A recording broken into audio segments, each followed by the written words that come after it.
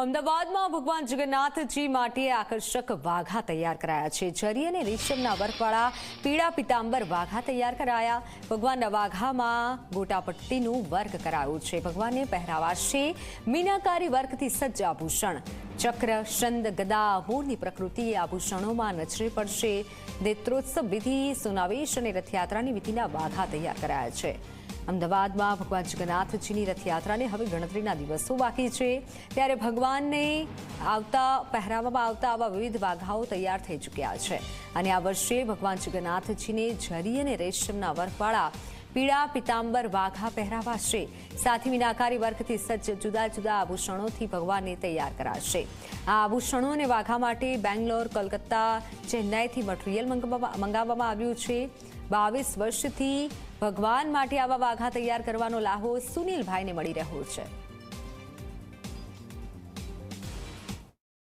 27મી જૂને ભગવાન શ્રી જગન્નાથજીની 148મી રથયાત્રા નીકળશે અને મંદિર પ્રશાસનથી લઈને સરકારી જે વ્યવસ્થાઓ છે તેઓ તૈયારીઓમાં જોડાઈ ગયા છે। એવામાં સૌ કોઈક આતુરતાથી રાહ જોઈ રહ્યું છે કે ભગવાન આ વખતે કેવા સ્વરૂપ વચ્ચે સૌ કોઈને દર્શન આપશે। તો એ માટેની જે તૈયારી છે એ પણ મંદિર પ્રશાસન તરફથી કરવામાં આવી છે। આપ જુઓ કે સુંદર આભૂષણ ભગવાન માટે તૈયાર કરવામાં આવે છે, સુંદર વસ્ત્રો ભગવાન માટે તૈયાર કરવામાં આવ્યા છે। જ્યારે ભગવાન પોતાના અલૌકિક સ્વરૂપ સાથે જ્યારે આ વસ્ત્રોમાં સૌ કોઈને આશીર્વાદ આપશે તો સૌ કોઈનું મન મોહી લે એ પ્રકારના દ્રશ્યો સામે આવશે। અત્યારે ઘણી બધી નવી નવી વેરાયટી આ વખતે ભગવાનના આભૂષણોમાં તૈયાર કરવામાં આવ્યું છે, જેમાંથી હાલ આપ જે જોઈ રહ્યા છો એ મિરર વર્ક। પ્રથમ વખત ભગવાનના આભૂષણમાં મિરર વર્ક નો ઉપયોગ કરવામાં આવ્યો છે।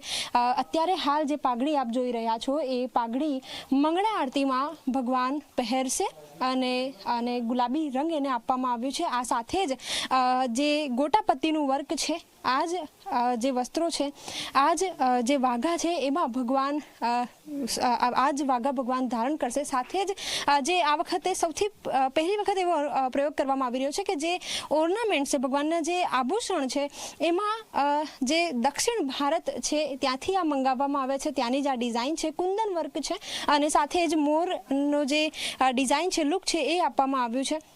હવે જ્યારે ભગવાન મામાના ઘરેથી પરત આવશે ત્યારના જે પાઘડી છે એના આપ દ્રશ્યો જોઈ રહ્યા છો કે આ જે વાઘા છે એમાં જે સાંકડી ભરત કહેવાય એનો ઉપયોગ કરવામાં આવ્યો છે, દોરા વર્ક કરવામાં આવ્યો છે। ને ત્યારબાદ જ્યારે ભગવાન બીજા દિવસે એટલે કે ભગવાન જ્યારે આરામ કરશે, ભગવાનને જ્યારે આરામની જરૂર હશે ત્યારે તેમને થોડાક હળવા વસ્ત્રો પહેરાવવામાં આવશે। એટલે કે જે અન્ય જે વસ્ત્રો છે તે પણ જરી વર્કવાળા તે પણ અહીં તૈયાર કરવામાં આવે છે। અત્યારે ઓર્નામેન્ટ્સ જે જોઈ રહ્યા છો, જે આભૂષણ જોઈ રહ્યા છો એ આભૂષણ દક્ષિણ ભારતથી મંગાવવામાં આવ્યા છે, એ જ પ્રકારનો ડિઝાઇન આપવામાં આવ્યું છે। અને આ વખતે ભગવાનને જે કુંદન વર્ક છે એના આભૂષણ તૈયાર કરવામાં આવ્યા છે। ભગવાન દૂરથી જ રથમાં સૌ કોઈને આશીર્વાદ આપે એ પ્રકારના હાઇલાઇટ્સ વાળા કલરનો ઉપયોગ વાઘામાં કરવામાં આવ્યો છે। ઘણા વર્ષોથી વાઘા બનાવે છે સુનિલભાઈ, એવો આપણી સાથે ઉપસ્થિત છે, એમની સાથે વાતચીત કરીશું। આપ જણાવો, ઘણી બધી નવી નવી વસ્તુઓનો ઉપયોગ આ વખતે કરવામાં આવ્યો છે, ઘણી બધી વસ્તુઓ સામેલ કરવામાં આવી છે, શું કહેશો? જય જગન્નાથ। આપણે મહારાજશ્રી જે હોય છે અખાત્રીજના દિવસે રથનું પણ પૂજન થતું હોય છે અને ભગવાનના શૃંગાર આભૂષણોનું પણ પૂજન થતું હોય છે। એમાં ખાસ કરીને આ વખતે આપણે દક્ષિણ ભારતીય શૈલી છે એમાંથી મદ્રાસી સિલ્ક છે, ગજી સિલ્ક છે અને વેલ્વેટ છે, અલગ અલગ જગ્યાથી આપણે કાપડ મંગાવેલા હતા સેમ્પલ।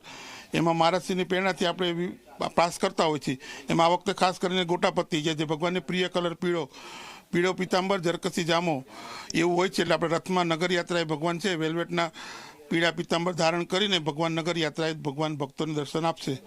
અને ખાસ કરીને વિશેષતા મંગળા આરતીની અંદર લાલ છે, એની અંદર બનારસી ડિઝાઇન કરેલી છે, એમાં લાલ મોરવાળા છે અને એમાં ખાસ પાઘની અંદર પહેલી વખત જ જે નવા જમાના પ્રમાણે અને પરંપરા પ્રમાણે એ પણ ના તૂટે, એટલે 2 ચોગાવાળી પાક છે અને એની અંદર મિરર વર્કમાં ખાસ કરીને આ વખતે નવું બનાવેલ છે।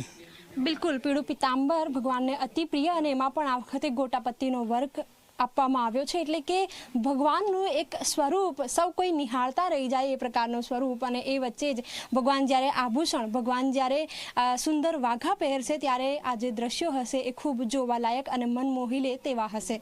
કેમેરામેન અમિત મકવાણા સાથે સપના શર્મા, ઝી 24 કલાક, અમદાવાદ।